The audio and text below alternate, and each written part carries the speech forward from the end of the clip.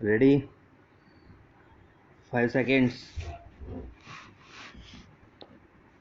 Sir, I rise to support the bill brought forward by the Honorable Deputy Minister of the Ministry of Finance. Banking is a service of vital importance to industry, commerce, and agriculture. It is concerned with the creation of credit money and its distribution between various users such as industry and agriculture or between institutions and individuals. In fact, the smooth working of a modern economy depends on the proper regulation of credit with which the banks are concerned. The question, therefore, of recruitment of the personnel of banking institutions assumes great importance. The Banking Commission had recommended the establishment of such a commission in its report in 1985.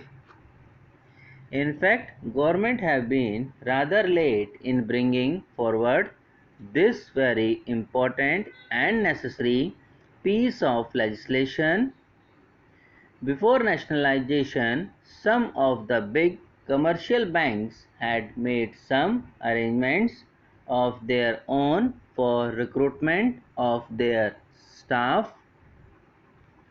The Institute of Bank Management and the Reserve Bank of India, through the Bankers Training College, run some short-term and long-term courses for recruitment and training of bank staff, but these arrangements are not adequate even to meet the requirements for recruitment of higher cadres.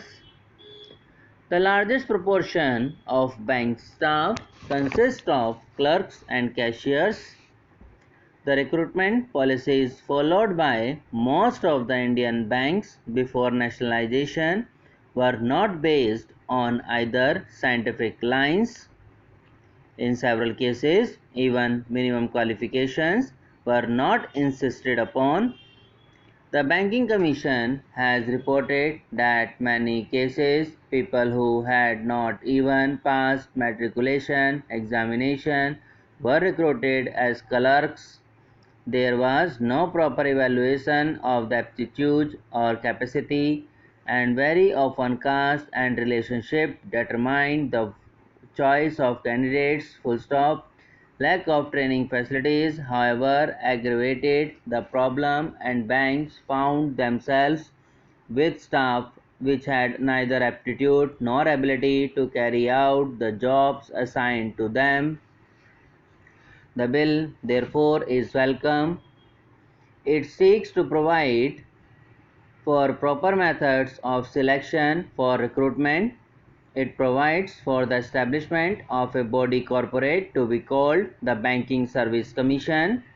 It shall be the duty of the Commission to hold competitive examinations to recruit people for the clerical and allied cadres, junior officers cadres, and such other officers cadre as the central government may be notification specify. It shall consist of a chairman and 8 persons who, in the view of the government, and are men of integrity, ability, and have experience of finance and business administration. The bill rightly attaches great importance to selection of people for the clerical cadre because the clerical staff constitute the largest proportion of the total manpower, and it is they who render the banking service to the people.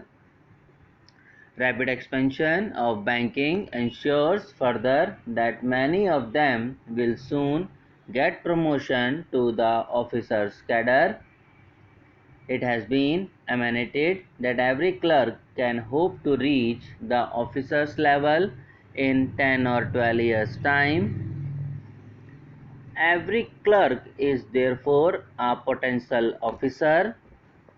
But to be effective, recruitment should attempt to attract appropriate skills and attitude, and search for suitable talent should not be restricted to the first point of entry in the bank at the electrical level. It should also be extended to attract sufficient number of persons who possesses executive skill. With the functional enlargement of the banks, they require the service of experts such as agricultural scientists and those who are experts in engineering. Recruitment of such personnel should also be considered by the Banking Commission. A provision in the bill enables the government to increase the proportion of such junior staff from 25% to 33%. In my view, it is a welcome provision. There is a provision that a certain percentage shall be reserved for scheduled castes and scheduled tribes. This percentage has to be determined according to the general principles and also the requirements of the banks. One provision say that the commission will have certain advisory functions. It is an important provision. We know how in government service very difficult problems of promotion and seniority arise.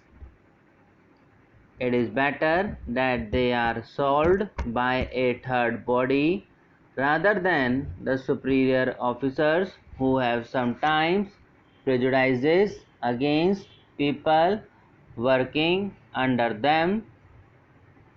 I hope this provision will be used for that purpose. I will not take any more time of the House by dilating on the details of the bill. I hope the honorable members will accept the basic idea behind the bill.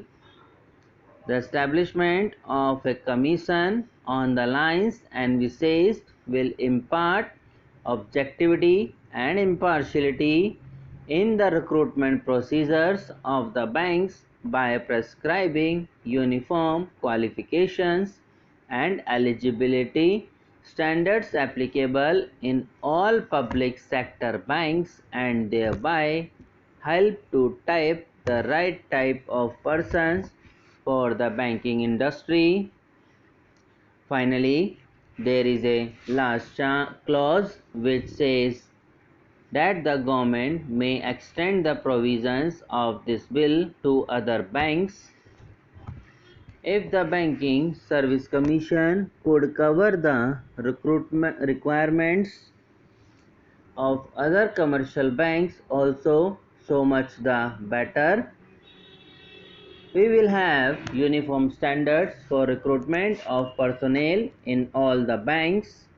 With these words, I support the bill. Subscribe now and press the bell icon. Never miss an update.